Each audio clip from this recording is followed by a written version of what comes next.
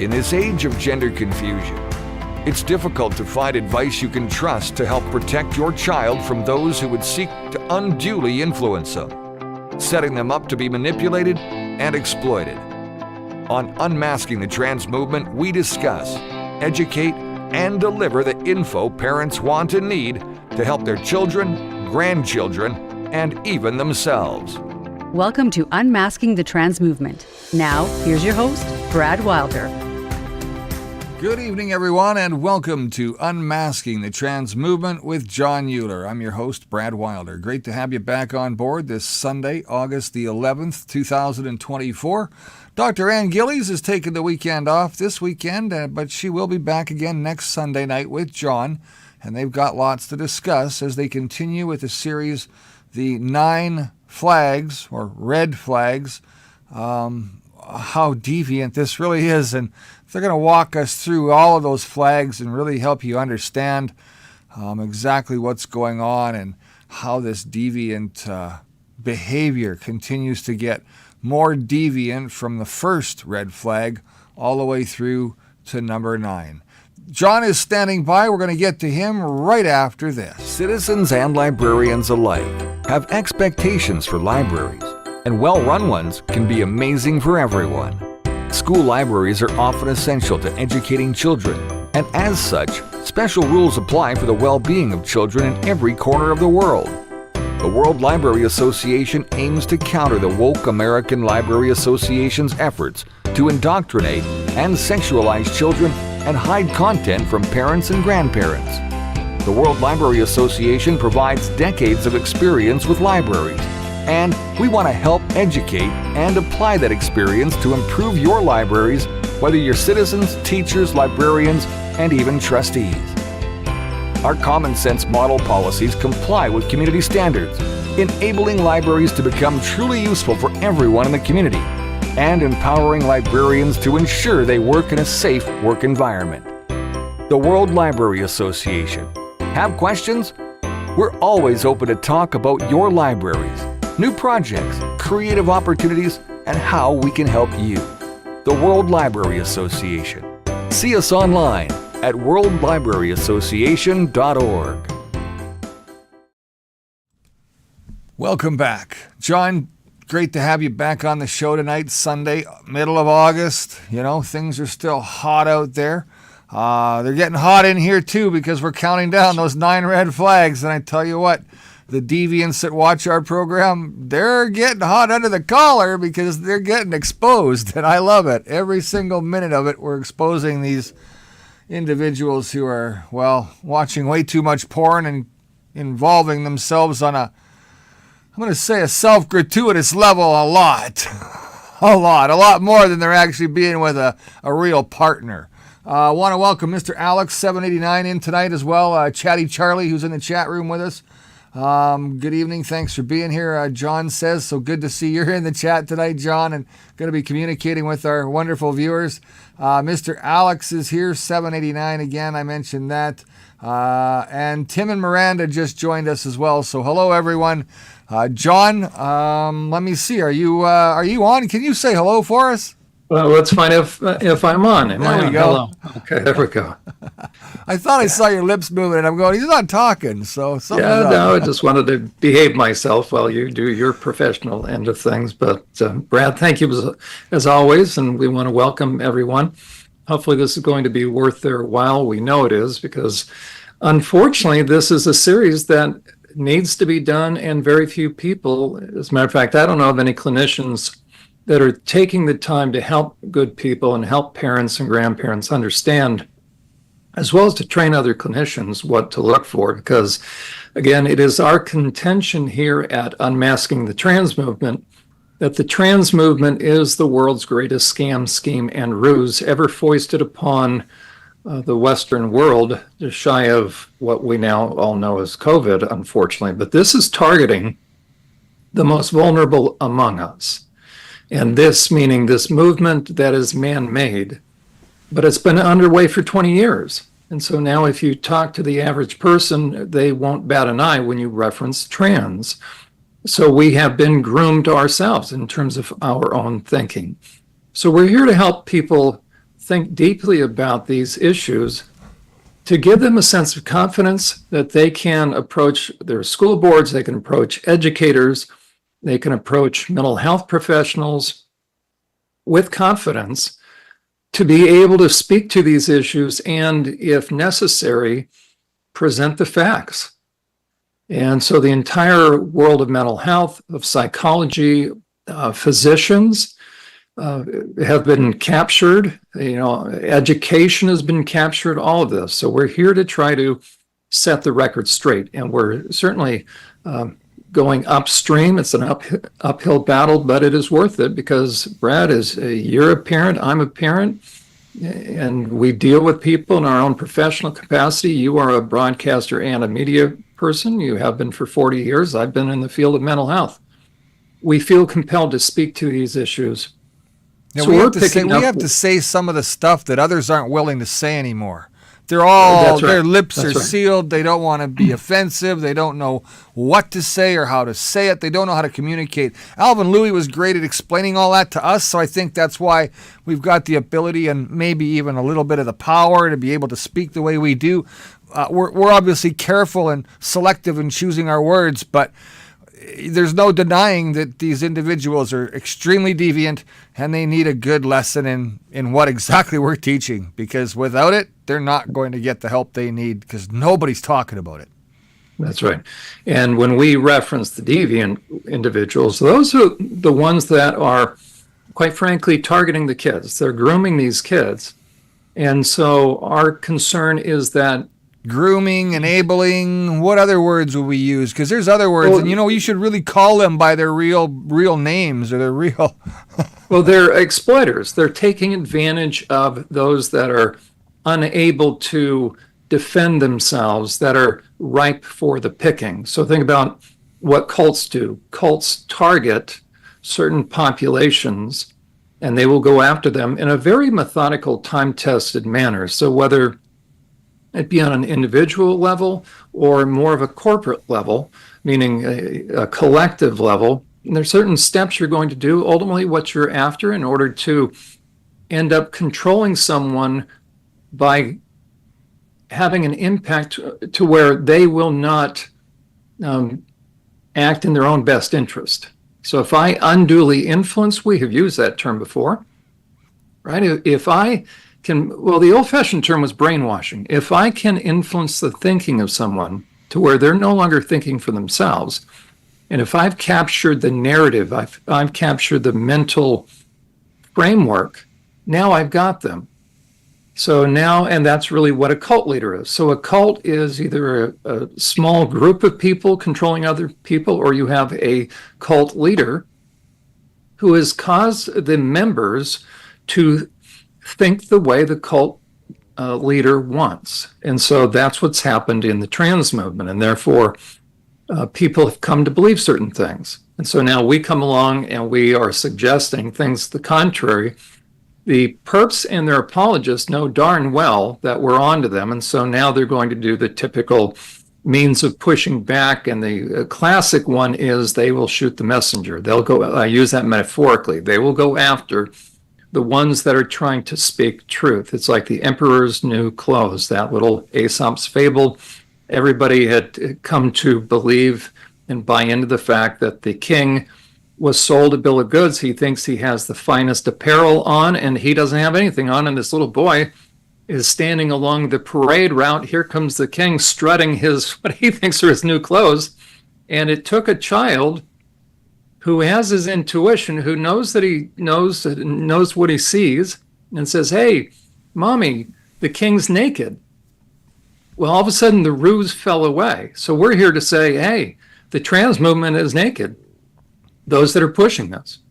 And so the reason why it's so dangerous is not only are we seeing the fallout of young, vulnerable people that are being exploited and therefore medicalized, and 100% guaranteed, you get a kid onto that moving sidewalk of the trans movement, it will end up moving them through sterilization and then amputation, and they will then be a big pharma client for life. So that is our concern. So John, Tim and Miranda said they made a comment. I'm glad that they do.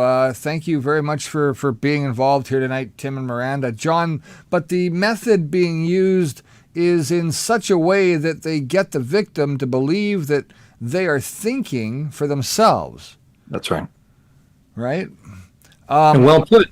That's right. That shows you the degree of sophistication. If I can abuse someone and get them to say they are in agreement with them, I'm pretty sophisticated that way. So that means, think about the domestic violence cycle. The question is, why doesn't the woman ever leave? It doesn't always have to be a woman. Why do they stick around? There's a number of things we could probably point to: dependency, low self-esteem, all that. But there's a certain dynamic that has been established where the oppressor, the manipulator, the perpetrator, the cult leader has been able to define reality to where, and this is ultimately what always takes place. If you're a manipulator, if you're a perpetrator, selfish person, what you're going to do, since you don't have any conscience left, or you wouldn't do it, you're going to begin to work on having your intended target of opportunity, the would-be victim, you're going to get them to dispense with their intuition. That's what this is all about. So we're coming along and providing enough information to help bring somebody's intuition back, which is reality testing. Hey, we need to make sure we let Pretty Weird Duck and Mr. Alex know that, yes, we are live tonight. This is a live edition of Unmasking the Trans Movement with John Uhler, and we're happy to be here. We're on air, and you're on air too. So congratulations. Right. You made your name out, and we're ready to go. We always like to know where people are from too. So if you decide you want to throw down where you're from, we'd also like to know maybe what town or what state or what county you're in. There was something else I think we should recognize here before we jump into everything tonight. It was a comment that was made by Mr. Alex. Having worked in the IT industry in New Zealand up to 2019, I would like to let John Uhler know the video game industry has been captured, given with the push to make video now. So you obviously know about that, right, John? That's right, and that's where a lot of these perpetrators will target these kids. So again, they capture the audience, so they find out where these kids are, and they will go there, a perpetrator, manipulator. Right? It's all the same thing. You have financial perpetrators, and then you have sexual perpetrators. So if you get to a point where you start objectifying another person, now you're going to use them. Now the question is by what degree and to what extent. The trans movement collects, as far as perpetrators, the greatest amount of financial perpetrators. Now, how do they do that? Well, they're going to get over on kids. They want kids' money. So how do you do that? You get them involved in the movement. You get them involved, everything from buying apparel to their entertainment. Ultimately, the greatest amount of cash lies in the medical end of things. So you're going to begin to get them to be a big pharma client for life. And how do you do that? You start them on cross-sex hormones, puberty blockers and cross-sex hormones. Will have to stay on those forever because you're creating an artificial state in the body. That's why this is unnatural. There's no such thing as trans. There's only male, female, boys, and girls. All you can do is toy around with the endocrine system. That's what all this transitioning is all about. You're messing with the body's endocrine system. You start toying around with hormones, you're going to get sick in the long run in one way or the other. You're going to end up having bone density issues. You're going to have different organs that get affected, and you won't be able to think clearly, and that's where they're going with these kids. So they manipulate these kids for somebody else's benefit, and always, because it's all saturated with sex and deviant sex-related material, you're making these kids ripe. You're leaving them open to inevitable sexual perpetrators. We're talking sodomy, right? We're talking everything.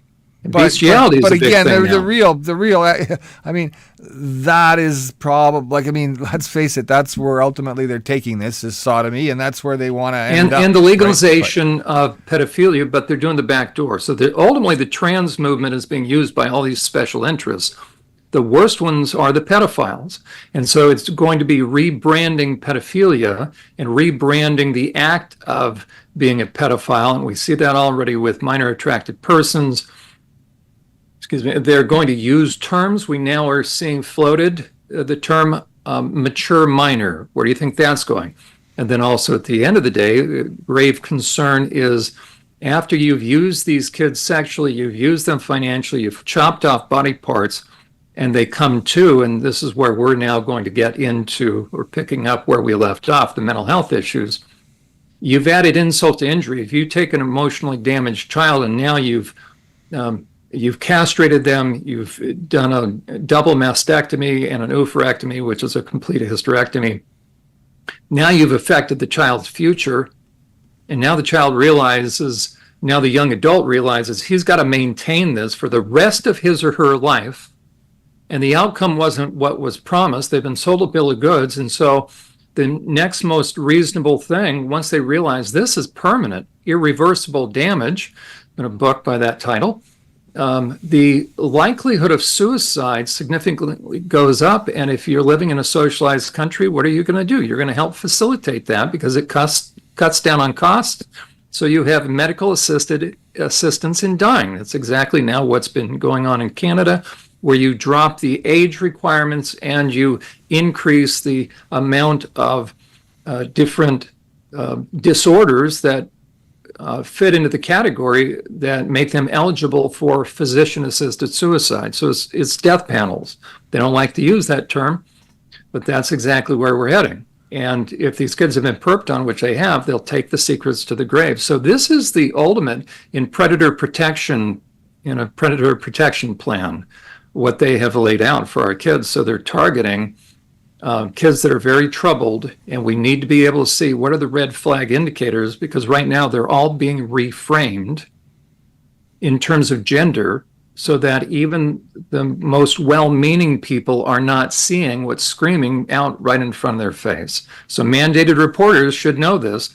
Parents or grandparents, if you want to test whether or not somebody should be working with your kid, simply ask them. They're trained every other year. You have to go through training as a mental health professional. So this should be second nature for a professional to be able to rattle off if kids being perked on, what are the indicators? And if a professional, including a medical doctor in my estimation, but if a professional cannot readily and easily list these things off, then do not take your child to them, because they're not going to see it in context, and they're going to usher your child off towards sterilization and amputation. And that's our concern. All right. So, John, another comment that was made, and it might be something that we should actually talk about for a quick second before we, continue on with part 5. We'll recap what we did in 4, 3, 2, and 1 in a second. But Mr. Alex says, because I found it very suspicious, people were pushing for the video game to be made online only. When I discussed Tim Walz, I was given a warning not to discuss the bill he signed. Do you know about the bill that Tim Walz signed? He may have to. Who's our Tim? Thank you. You'll have to remind me. I've got the fact that Kamala Harris has chosen this guy, and the question is she choosing him or are others? But I think it's all manipulated big time. But right, he's full on for the sterilization of kids, for the mutilation of kids, and they go after parental rights. That's why parents, you need to be very concerned, because just like what's happened in California, as we know, it's now a sanctuary city. So you can take a child, either you can take them away from the parents if the parents try to put the brakes on this, much the same as what's going on in Canada, as well as Australia and New Zealand. But you can take a child, and don't think these perps don't do that. They connect with these kids online. They're from another state. The kid runs away, gets in the vehicle. The vehicle then crosses the California state border, and now nobody can do anything, can't get the child back. Yeah. And don't think there aren't foster homes, it's special foster homes. It's a safe haven is basically what it is. That's right. It's legalized kidnapping. So Mr. Alex says that Tim Walz signed a bill that was protecting pedos basically. right? And it's always a back door. So they're going to lower age of consent. They're going to reframe. It's exactly what Kinsey was all about, dumbing down things to where what used to be illegal is no longer illegal. Me as a sex offender treatment provider, I see it a lot. They do the horse trading as far as plea deals. You can take a plea deal, and before you know it, as a matter of fact, I just heard of a father who was perping on both of his kids, meaning incest, and they offered him a plea deal where he wouldn't have to take a plea. It was going to drop it from first degree to third degree. He wouldn't have to do any prison time. I think the registry was still going to be in play, and so he's going to take it to a jury trial. Meaning they offered him so much of this. And then a huge concern, by the way, is in the field of sex offender treatment, which also includes assessment. And so I could do an assessment for the court. Let's say a guy gets arrested, and I do a risk assessment. In the field of sex offender treatment, there's been a shift of sympathies away from the survivors or victims and on to the perpetrator. And now we believe that hurt people, and he must have been working out his own angst, or he was depressed, and he really isn't as much of a threat because he never had a criminal history. Well, the most sophisticated of perpetrators won't have a criminal history, and that's why they're in positions of mandated reporting, because they have kept themselves ahead of the law. And one thing you look for, by the way, as far as the adults, we've talked about this in the past. If any of you watching this know of an adult male who seems unusually interested in either being around kids or their sex and sexuality, and think about how many men in the trans deception are wanting to reference safe spaces for troubled teens. And they're going to help with that. And they get energized in protecting these kids from all these phobes, transphobes. And if a guy is talking that way, I can guarantee you, a deep enough search into his electronics, he'd be arrested. Wow. There's a lot of people chatting tonight in the chat room. It's really been quite active, which is great to see. I don't know if you're catching it all, John, or not, but that's okay if you're not, because you're obviously, doing all the talking here. But Canada is completely captured, Chatty Charlie. You're right. I live here in Canada, and unfortunately, we are captured here, whether it's from the trans movement or the tyranny and corruption of the Trudeau NDP Liberal government corruption. We're in a hell of a place, and it's not a good one, to be honest with you. Yeah. The trans stuff has also really taken off in New Zealand, but the birth rate has also dropped. And it's not just dropping in the U.S., it's dropping here in Canada, it's dropping in New Zealand, in Australia, it's dropping in England and Europe. Listen, there's a lot of things going on that are stopping a lot of people from procreating as well right now. COVID was part of that whole gimmick and scam, was to keep people away from each other and to stop procreation and to really curve the population growth, in my opinion. We're not supposed to say that the jabs were ineffective because that could get us kicked off of here, but something caused a heck of a lot of miscarriages over the last 2 or 3 years. I'm not saying what it was, Mr. YouTube, Facebook checker, blah, blah, blah person. You're probably pink hair and purple tie. No, not a tie. I'm sorry. I shouldn't have wore purple tonight. Well, and I'll tell you one of the other things, Brad, and this is part and parcel, and then I'll pick up where we left off as far as the clinical indicators. Again, how you shift a culture toward a very selfish, myopic culture. And once you do that, once a culture goes selfish, then it's in the process of dying, right? Social contracts break down. And that allows for, ultimately, top-down dictatorial control over a country. So once we stop believing we are our brother's keeper, so to speak, I mean, that first selfish individualistic perspective was what Cain said when God confronted him about killing his brother. He says, am I my brother's keeper? Well, there you go. Nothing new under the sun. So if a culture can get people to a point where they line up on Black Friday to trample one another for a TV that they don't need, that they're going to spend too much time watching anyways, that means you now have an objectified culture. And so the least of these will always pay the price. So the more selfish a culture gets, the less it will care about the least of these. And therefore, that's where government will have to step in. But that's scary once a government starts taking over the medical end of things, and that allows all this kind of stuff. But ultimately, if somebody becomes selfish in terms of, and I'm going to use this term in general, this is not a new term, it's a new phrase, but not a new concept. My body, my choice. Right. Well, when I worked in prison for 11 years, guess the kind of guys I was around? And it doesn't matter their orientation. My body, my choice. So they got to make the choice what they wanted to do with their body and their sticky fingers. And if they wanted to rip you off, or if they wanted to sleep with 87 women and have 120 kids out there and call them baby mamas, there's no sense of moral obligation.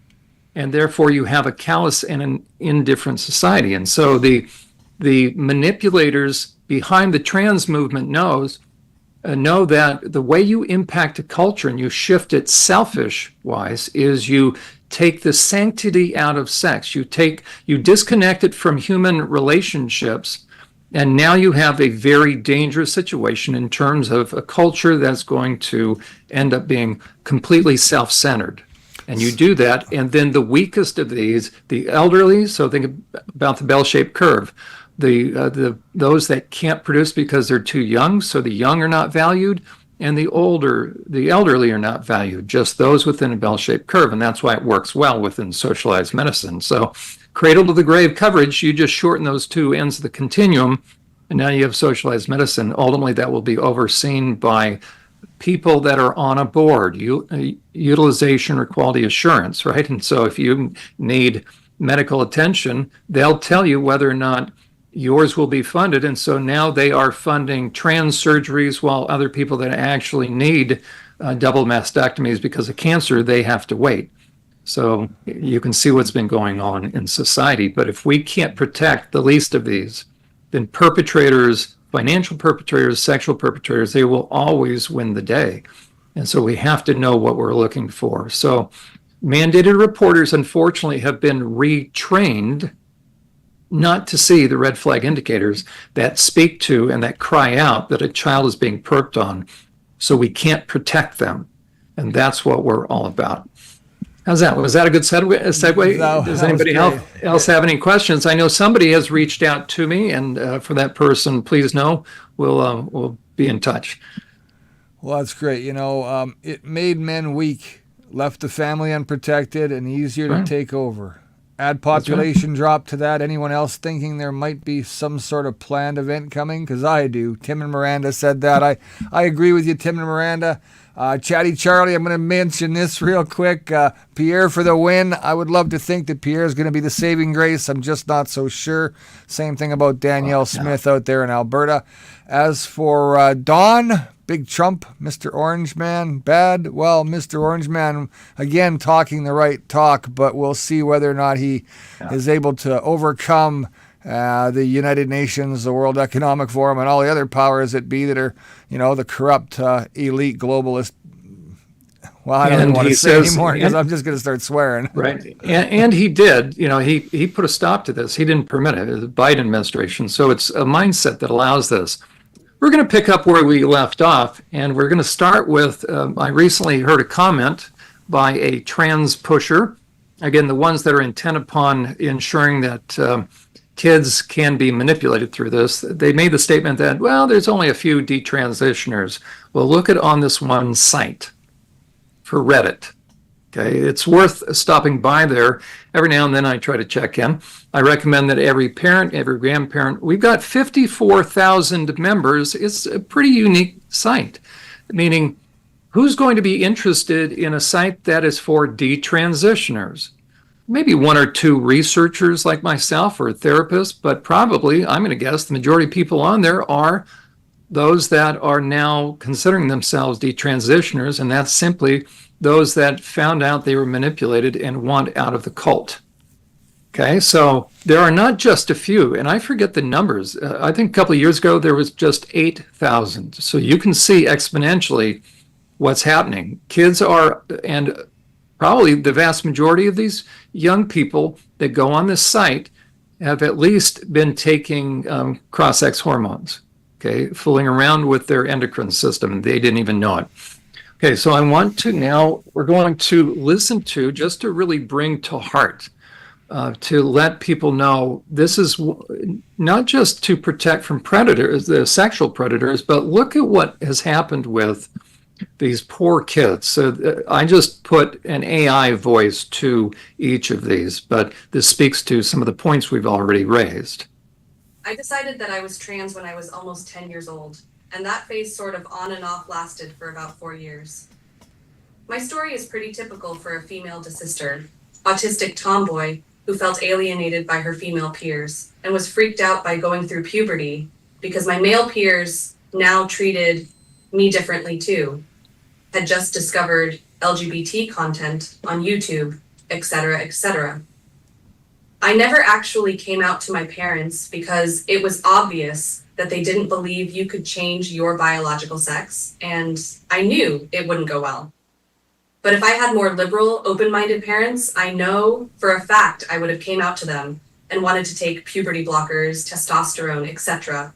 Where the fuck would I be now if that had happened? It's actually terrifying for me to think about because there are so many children in that situation right now who have nice left-wing parents with all the correct opinions who are totally willing to put their child on life-changing, blatantly unnecessary medication. Whenever I see my IRL friends repost weird protect trans kids type Instagram stories, I actually feel sick because if I had been protected in that way, I don't even know if I would still be alive right now. As an almost 18-year-old who has grown out of the trans phase completely and understands myself so much more than I did 8 years ago, this whole thing is so strange, and I can't believe my peers think I have the bad opinion on this. Isn't that what we're talking about? That if no one steps up to protect these kids, they're going to be harmed. I have one other one. Again, this is right off of that Reddit site. After detransition, it was like my whole world flipped upside down, and I'm left feeling bitter and cynical and distrusting of everything and everyone. I had a safe worldview before this. I believed the doctors knew what they were doing. They were experts after all. I believed my friends wanted the best for me. I truly felt that I was on the right side of history. Now I don't know where I stand politically. I still can't stand conservatives, but I no longer trust the left either. How can I, when they convinced me that taking steroids for a deep emotional problem was the right thing to do? Yes, it was technically my choice to do so, but I was also so young and mentally ill and desperate, and would do anything for relief. I can't believe one could be led astray so easily like that. At the end of the day, I can't even trust myself. I don't trust therapists. They also told me transitioning was correct. They didn't even look into my history of sexual abuse. How do you even go on when your trust in everything has been shattered? I feel like I'm constantly on guard now. I didn't check to see if the volume, was that volume loud enough, Brad? Yep, everything was good, There we John. go. I made sure to turn it up on our end, and everything is wonderful. Okay, so there we have two young people that wrote on that Reddit D-Trans site. So one speaks the fact that if she knows that if she had had quote unquote affirming parents, meaning parents that weren't able to discern, would have gone along with it, and now this young person actually went through it. And right now she's saying, I've lost my trust in everybody. This is why this is so serious. And so we're going to pick up where we left off, because we all need to understand that these are mentally ill kids. These are kids with a lot of issues. This comes out of a New York Times magazine, which was actually, this particular article was sort of pro-transitioning, but they kind of make this little comment because they're concerned about how many kids are now transitioning. It says, to make matters more complicated, as a group, the young people coming to gender clinics have higher rates of autism, depression, anxiety, and eating disorders, and attention deficit disorder. Many of them are also transgender. By the way, there's no such thing with that, but they're confused, right?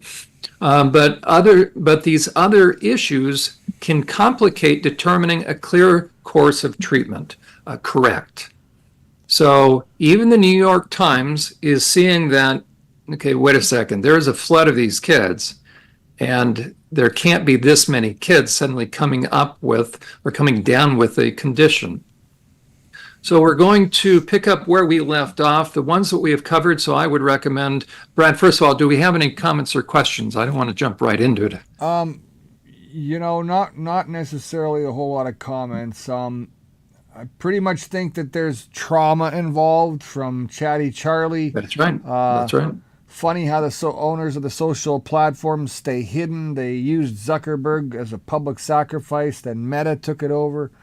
There's those kinds of things going on, but just keep going, because I think you're right on the money here. Let's get into this next part. Okay, and just to help people see, there was the trend upward once social media got involved. Okay, so we're going to pick up where we left off. We left off, I believe, in number 3 or number 4. So these are some indicators.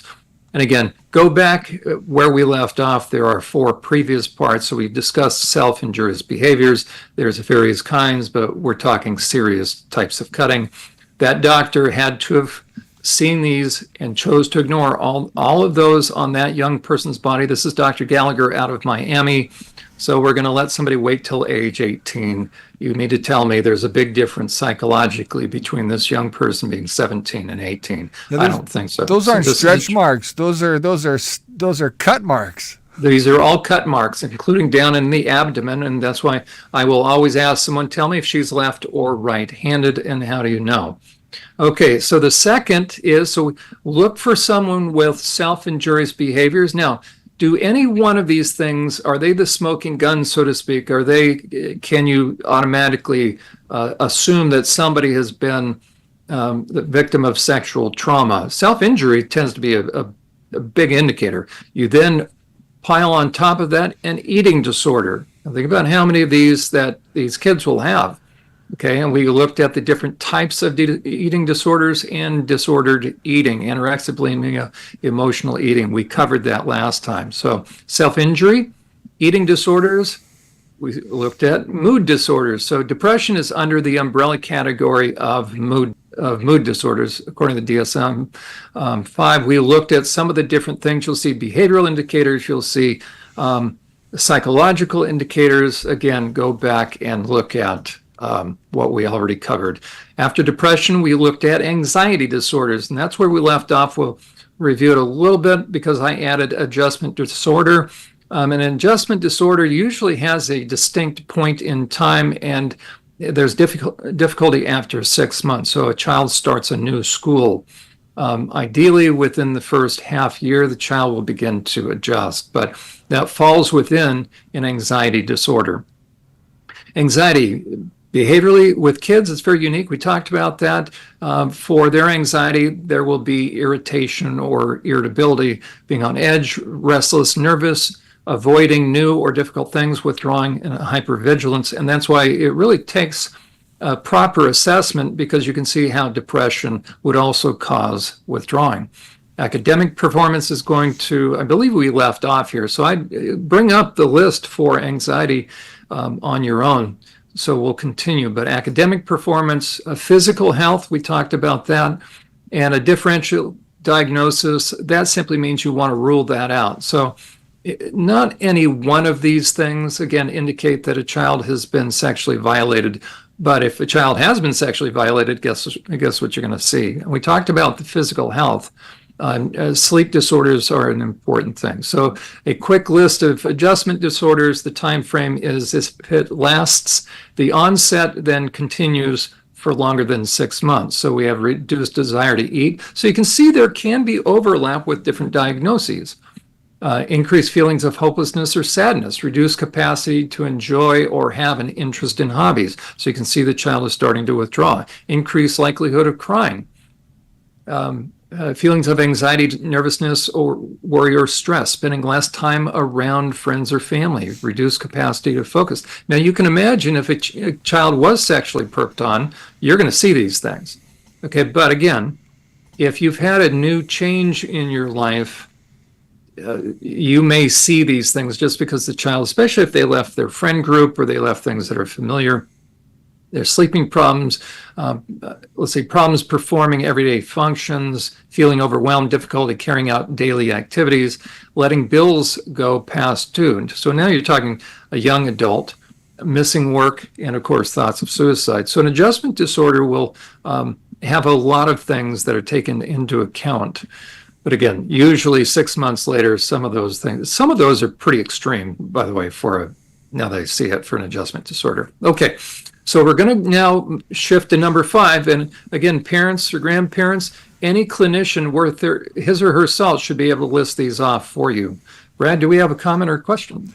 First, we want to just quickly say hi to Joyce Connolly, who's on board with us now, and Writer's Pen is here. Alex has a quick question. Mr. Alex says, in regards to some of the things John is speaking about, can they also apply to family violence, John? Oh, absolutely. Right. So any kind of trauma. What is trauma? It's something that is overwhelming and beyond the person, whether adult or not, but beyond the person's ability to control things. And it also has, according to Bessel van der Kolk, who wrote the book, The Body Keeps the Score, a key component of trauma. So you can have two people that go through a very similar thing. One that will have resilience to be able to get through it. The other will be overwhelmed by it. The overwhelming piece is this, that I don't know when it's going to stop. So that's really puts you in a helpless position. And the flip side of hurt is anger. And so underneath all of this, quite frankly, is anger. So yes, meaning I need to be able to see the warning signs that something is going on in the child's life. So we won't just focus on sexual abuse, but thinking in terms of the trans movement, how many of these kids have more than one of these diagnoses? And so the question is this, is it just adjustment, or could there be some reasons why they have found themselves targeted by and then sucked into this group where it'll give them a high, right? Anytime you can make a poof kind of pretend change, especially for a child who has magical thinking. And then people that supposedly now accept you because you're a part of the community if you come out as trans.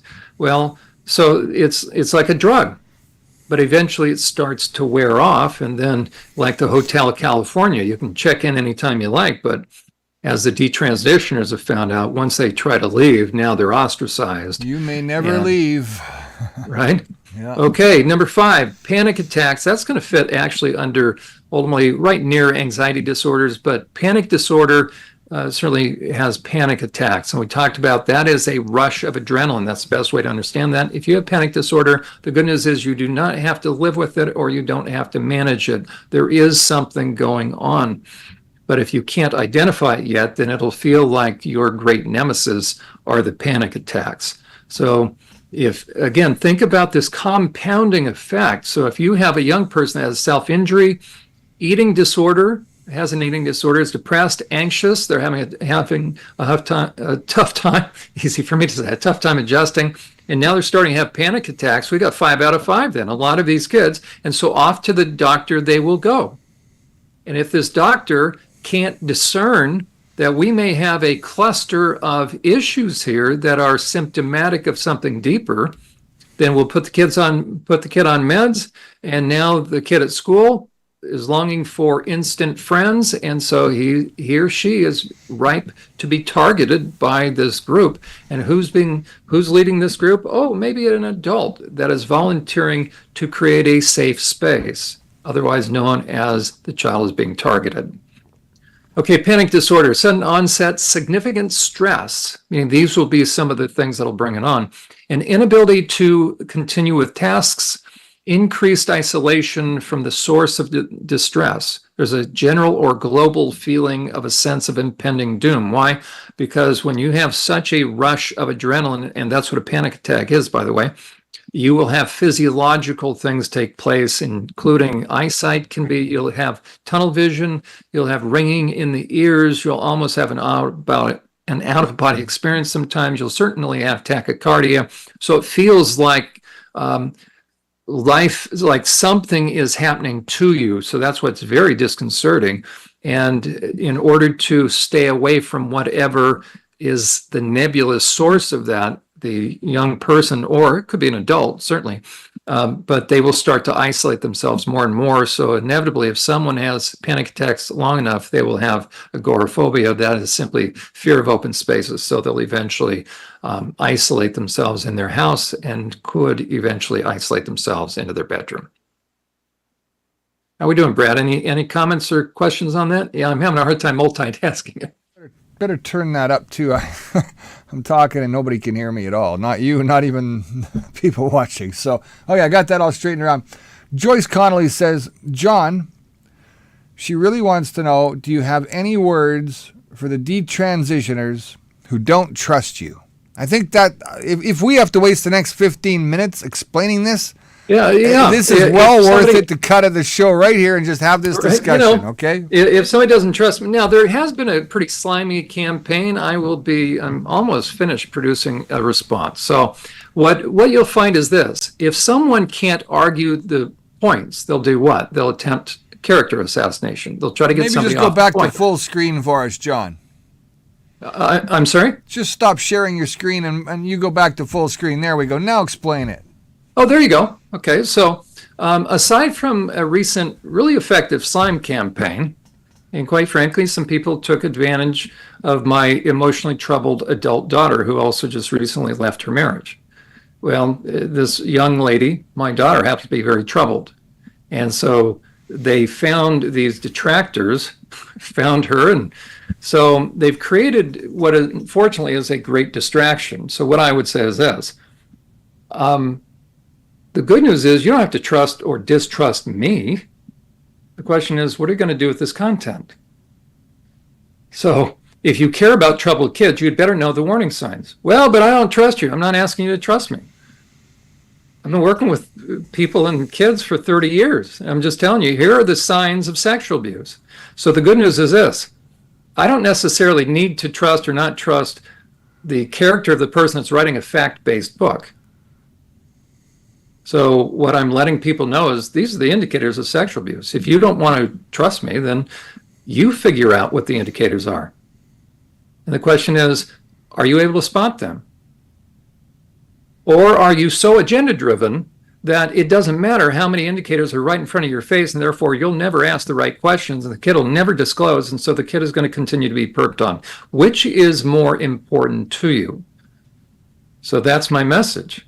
That take what I have, and this should be true for any of us anyways, take the information that I'm presenting, assess it, and see if it is not so. Yeah, look it up for yourself, right?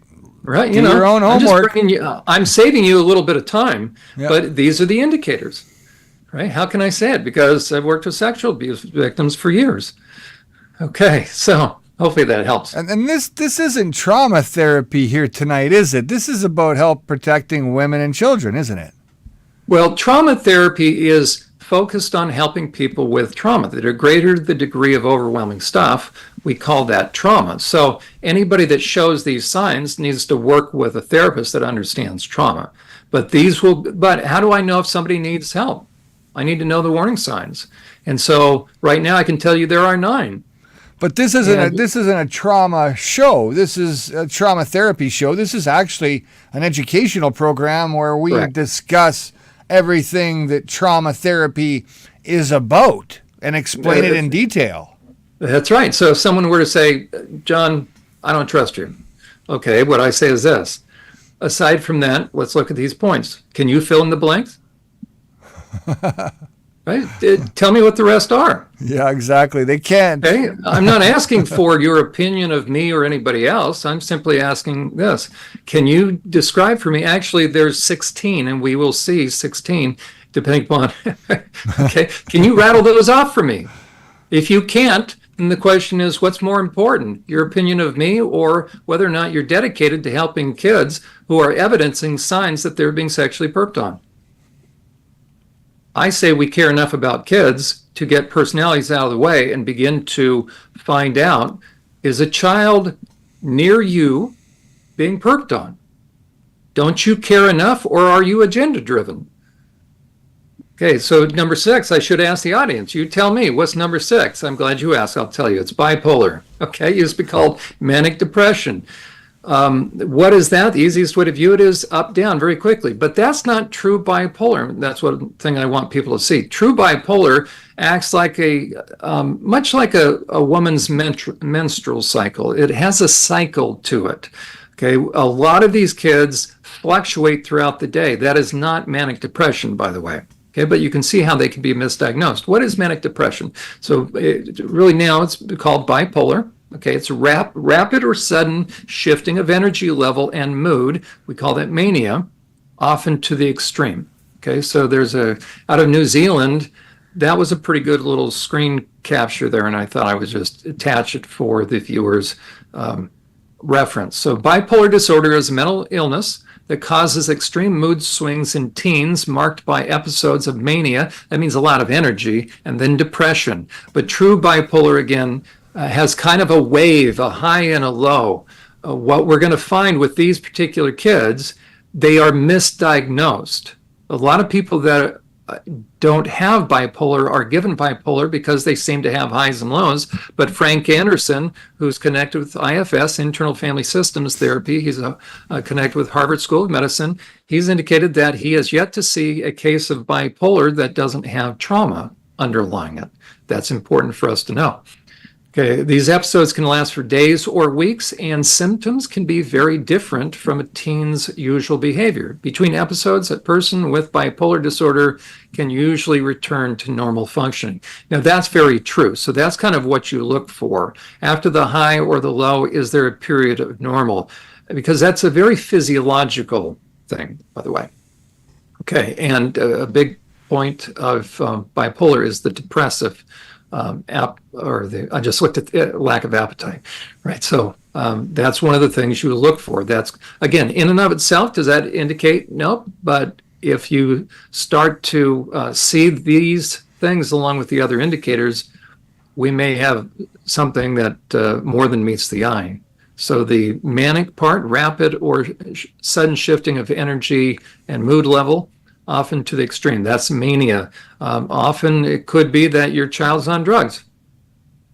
And so now he's being diagnosed with bipolar when that's not the case, or some young people that may actually have bipolar will try to self-medicate. So it's very difficult. You want to get somebody that knows what they're talking about. But again, if somebody's being perped on, if a young person's being perped on, I'll tell you what, they're going to have mood swings.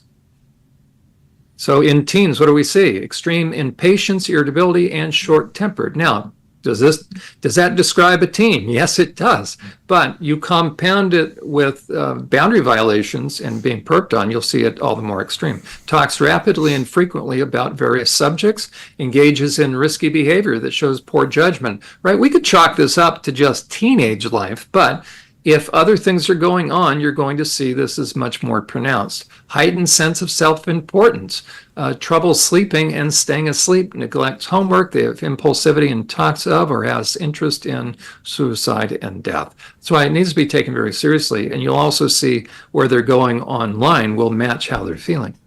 So with bipolar and autism and, everything that you're just kind of going over right now, Mr. Alex was just wanting to ask you, if you're aware, there's been research coming out recently citing the autism community has a high rate of trauma and complex post-traumatic stress. Would bipolar also have the same sort of stuff going on?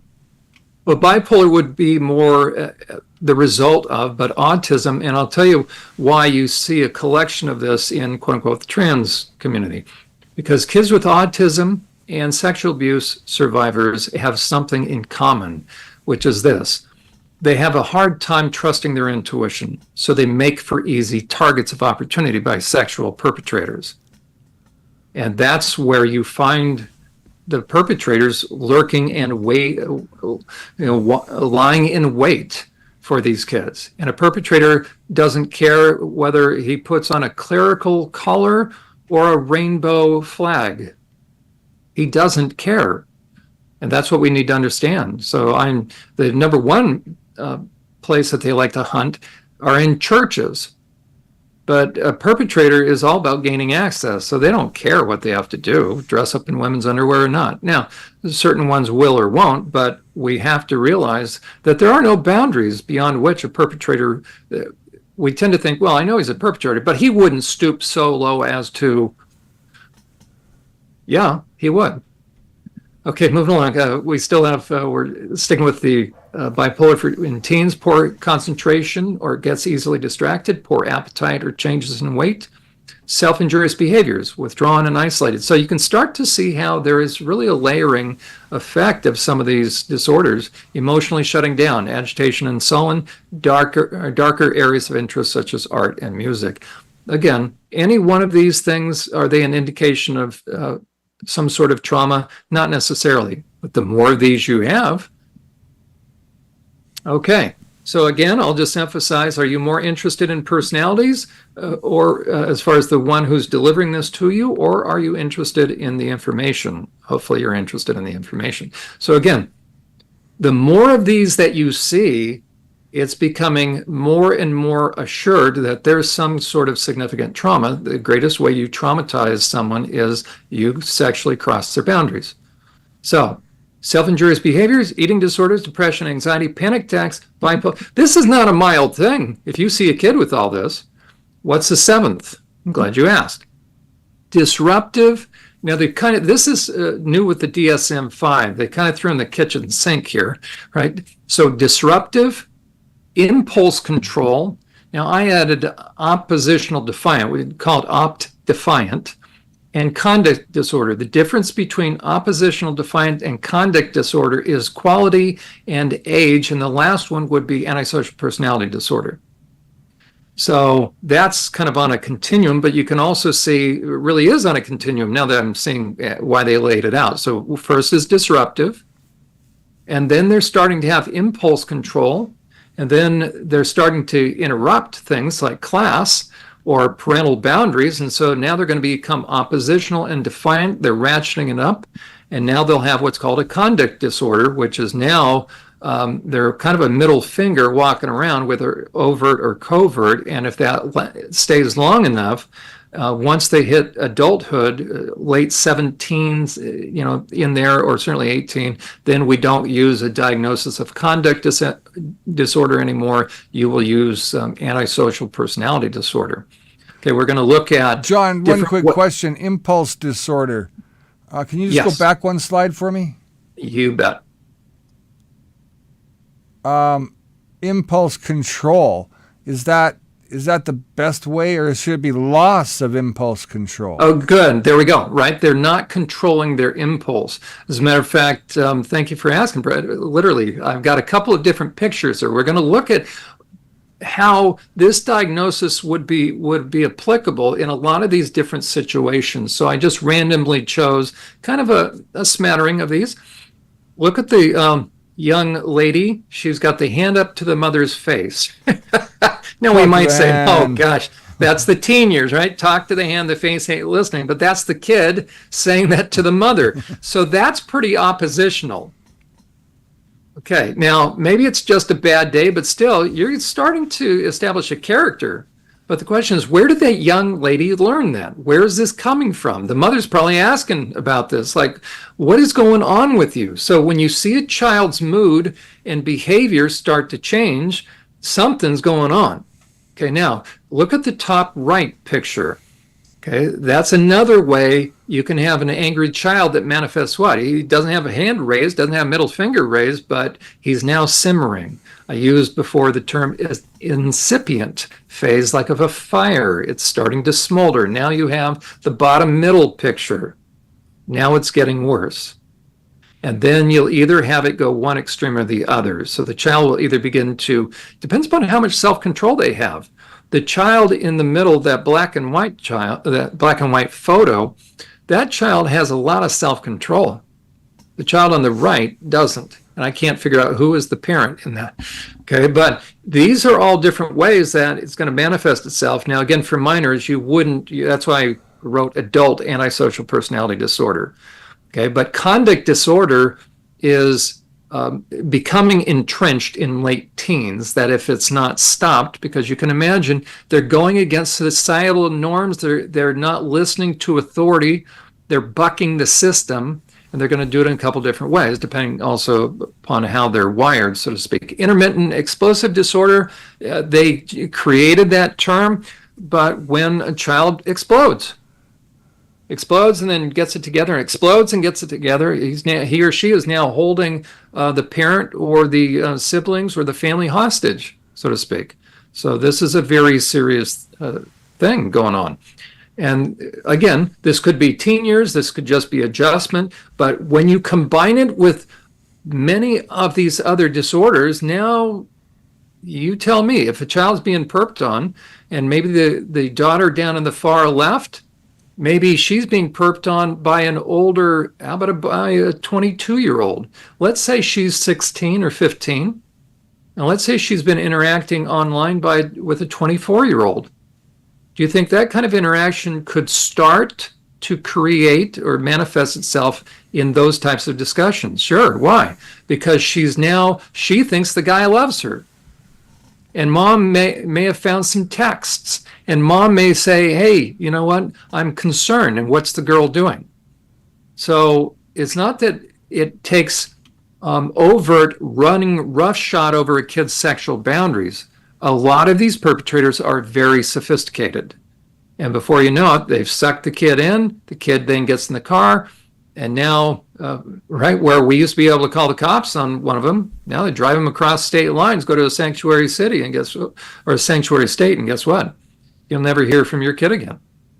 Matter of fact, I dealt with the reverse, that a couple's son, he was straight A's until he hit age 16, and a debate coach, a female debate coach, was a female perpetrator. But I believe she was grooming the kids, and she's connected to a larger group. She was able to turn that young man totally against her family. So he left when he was shortly before, if I recall, shortly before age 17. He's never been back home, and it's been 6-7 years. It has destroyed the family because he was being perped on by a female. So runs both ways. I'm aware of the time, Brad. We'll go for a couple more here. No rush. It's all good. Okay. Are there any other questions? I haven't been paying attention to the questions. I managed to download my daughter's interactions with a kid in this group. What I read was so shocking, I can't even explain what went through my head other than fear. A lot of parents are going through that in this day and age. Sex is being talked about in a whole different level compared to what we grew up with. That deviance is coming from all different angles and levels as well, from adults to teachers that are trying to push this, the groomers that are in the schools. I'd like to say that the teachers are good, but I know that there's a lot of bad teachers out there, and there's a lot of pedophile teachers as well that are, doing things to kids that... Again, I'm glad they're getting caught on. So guys like Pierre Barnes are epic for making sure that those individuals get what's coming to them, as they say. That's right. And that's a perfect segue into, we're going to still stay with this diagnosis, by the way, and then we'll pick it up on part 6, I guess. Okay. So here's another way that the oppositional behavior can start to manifest itself. This is exactly what we were just referencing. So if you have a child that is becoming sexually fixated, this was just a random assortment of things, knowing what I know about teen culture, but I don't know the half of it any longer. Okay, these pictures represent a number of things that are ever present in kids' lives. We could have added a whole lot. So we have the internet. So if you see your child spending a lot of time on the internet and resisting your boundaries, now we have the makings of this oppositional and defiant. So listen, I want to just bring this up because this is where it becomes not so much adult groomers or adult enablers. Now it becomes other kids that are also grooming and enabling. That's right. That's right. But you're always going to be able to trace it to an outside influence that ultimately has an older person behind it. Right. And so once a kid, now, rare is the time Now, it happens, but usually it's going to be from the older to the younger, generally speaking. Okay. So the reason I added the furries is I'm becoming ever more convinced that this is a tremendous way for perpetrators. I already knew that. We've addressed that on our show. Brad, what is a furry? You see this mascot right there? Now the question is this. Under that suit, do you know who that is? Just like at Disneyland, you have no idea. Right? Minnie Mouse is actually a guy from Mexico, with a mustache. I'm so smoking a glad you cigarette. brought that up, Brad, because hold on. There's Rachel Levin. There's another guy. Right? Okay. I have a picture. Well, I mean, these are the kind of guys, okay? That guy with the chicken on his shoulder, by the way, we looked at that before. That is a sex offender. Chicken is a symbol used for kids. And there we go. So who's in the Minnie Mouse uniform? That's right, a Mexican guy smoking a cigarette. Right? Should we be shocked? Okay, so going back to this. I am. I'm almost devastated because of it. I mean, Right. my daughter's up there hugging Minnie Mouse, and it's not Minnie Mouse. It's some pedophile in a mascot costume. There we go. And so, again, we just have a smattering of things. I want people to understand furries is a perpetrator's perfect opportunity to get up close and personal with kids, because we as adults, we drop our guard. The pedophiles that use this, I had them in sex offender treatment. When I first heard about furries, he said, Mr. Uhler, he said, parents are on guard against pedophiles no matter where they are, except they dress up in big costumes and they will hand their kids over to us. Okay. Now, these animated or these drawings, you need to see how they can morph into what? And this is what our kids are being inundated with. And now you have stuff that you can create fantasy avatars. So how any child is going to come out of this unscathed, don't know. But again, the reason why it would be fall into this kind of category is if a parent is trying to put parameters, the kid is bucking these. Now you have parent-child conflict. That's going to start to escalate. Now, if there's a perp involved, he's going to pit the child against you. And before you know it, you guys have major conflict going on. And he's showing signs, or he or she showing signs of depression, because if you unplug them, now they're going to be in their room. And right, not that they should just be in their room. Let's say the dad finds that's his daughter. Well, we're going to, we find all sorts of stuff on her phone. What are we going to do? Well, now little Prince Charming, maybe he looks young, but maybe he's a college student and she's 16.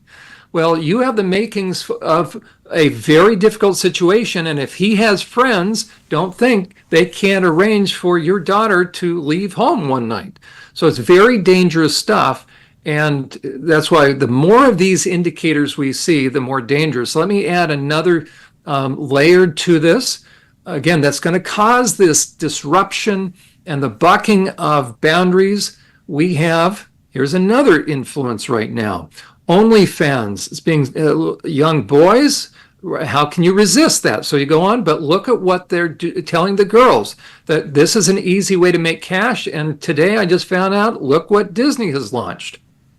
What do you think those little characters the kids have seen, what do you think they're going to be doing on film? Right? It launches OnlyFans with adult content. So we're going to be able to watch Disney characters do what with each other. So it's never ending. Okay. If you also see your child into kink, this is extremely dangerous. Started with 50 Shades of Grey. Why? Because they want the recipients of this to project onto them, especially the subs or the ones that are not dominant, that, oh, this is just fun and games. But if you work with sexual predators, you'll realize that they're coming at this from a very different angle. Ted Bundy used to tie his victims up as well.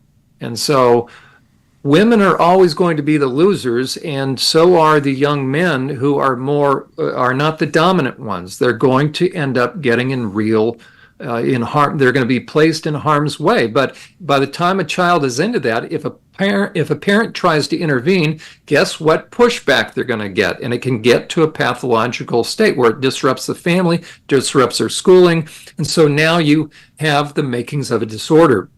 So again, you want to see the layering effect, but this is very kink BDSM. It's very dangerous because of the characters who are involved, meaning especially the males. Okay, and here's another thing that we now have avatars. So again, I just went on Google, typed in sexy avatars. Okay, look at how many different styles there are. These are all AI generated.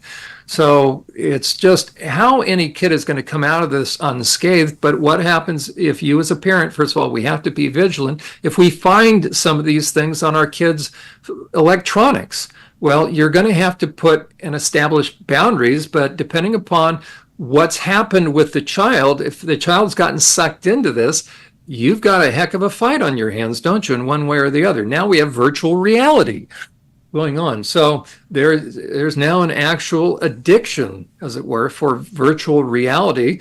As a matter of fact, I will show you the site. This was a very good site that I just came across today, and I'll play a video. We'll start to wrap it up. So this is from a residential treatment program. I don't know of them. I was impressed with their material. So Newport Academy, I don't have any financial interests in this. I'm going to get out of this and we'll go into their video. I have to stop this. And they did a nice job with this particular video showing what is, oh, you know what? I'm sorry. Let me get out of this just so everybody can hear the volume there. Okay. And we are going to look at here, sort of video game addiction, and allow, I guess.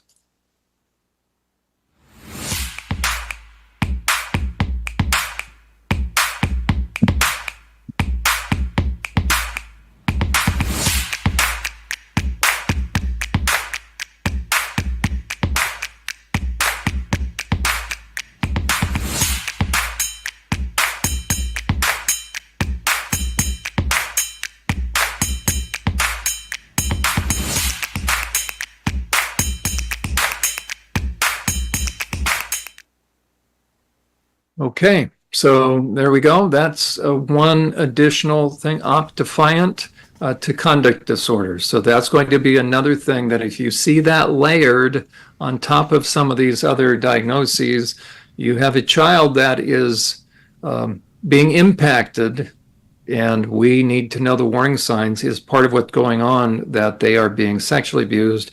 A lot of kids don't know they're being sexually violated when they are, because they actually feel flattered. A 15-year-old girl, she has a 24-year-old young man. As a matter of fact, think about the law that was changed, compliments of Gavin Newsom and Nancy Pelosi's nephew, Scott Wiener, who is in the Senate in California.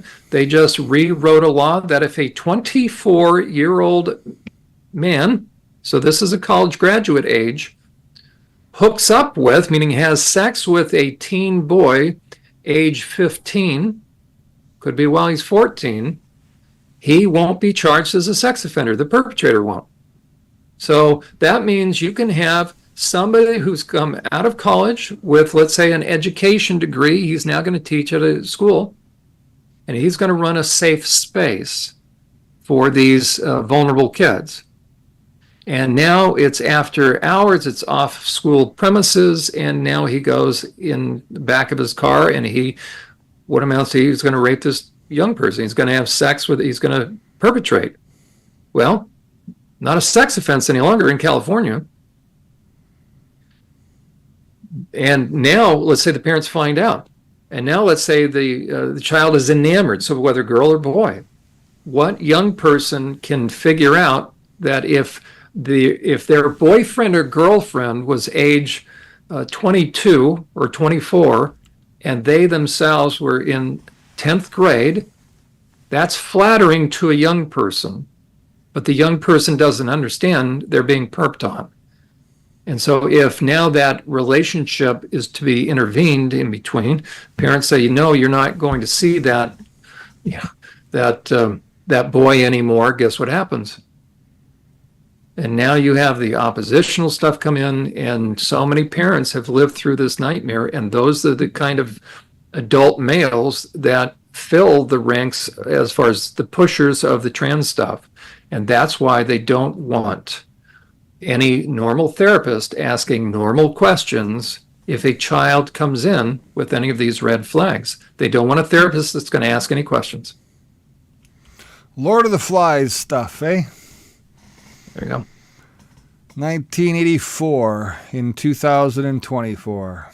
That's right. You know, Tim and Miranda, Tim says, I know it has nothing to do with what John's talking about, but in some way I can't see where the hatred comes from when there's not been abuse, but there is. Tim and Miranda also say, sorry everybody, we just wanted everyone aware that there's something else going on that runs alongside what John's information is, but no one seems to see it yet, just like the trans stuff. I think that has to do with the World Economic Forum, into some of the direction that the United Nations is having on North America and the West.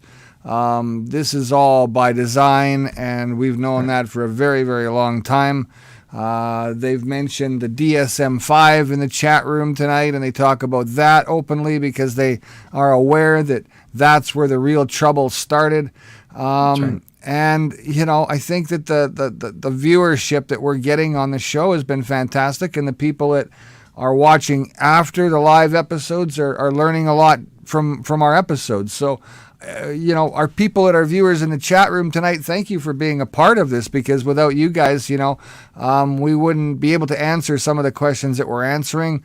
We obviously have our own set of, you know, educational stuff that we want to try to provide here on the program, but, you know, we deviate from it all the time, and we do that only because, you know, you're a big part of the show, and without you guys, we'd be nobody we're talking to. It'd just be John and Brad sitting here staring at each other and trying to figure out how we're going to stop this evil, deviant plan. But, you know, to having support, having people around us online with us gives us both a whole lot of, I guess, momentum to keep going and show up every Sunday and do what we do every day of the week. So thank you to you guys. That's right. And we'll continue, right? I guess part 6 next week, right? But we'll just methodically work our way through this. Fortunately, again, it doesn't depend upon anybody's personality, right? That's right. What happens if somebody doesn't trust you, me, or anybody? The good news is that to me, it's not necessarily a matter of course, it comes down to trust. But at the same time, these are just facts. We're just pointing out different diagnoses. And if you see that a child has multiple of these diagnoses, then all the more it becomes a concern that somebody needs to finally ask the question, is there anything else going on? So that's why we're doing this series. And we'll just continue until we methodically work our way through the 9. There's actually 11 or 12 that are ultimately crucial to know, and then there's total of 16. So stay tuned. We'll cover all of those, but we will get finally to number 9. We're empowering the parents and grandparents with the information they need to get involved and not sit back and scratch their head and wonder how they can get involved. This is it. This is how you do that. We're going to help you all the way along. You can also check out our website at unmaskingthetransmovement.com. John, another great show tonight. Thank you very much for being here. As always, a pleasure. Next week, we know we're going to break down a few more red flags of the 9. I think we're on 7. We've got 2 more to go. We hope you all come back and join us then. Till then, remember, it's not our kids' fight, it's our fight. You got to get involved, and you got to do that right now. Thanks again for watching, everyone. I'm Brad Wilder on behalf of John Uhler. We'll see you next time. Good night, everybody.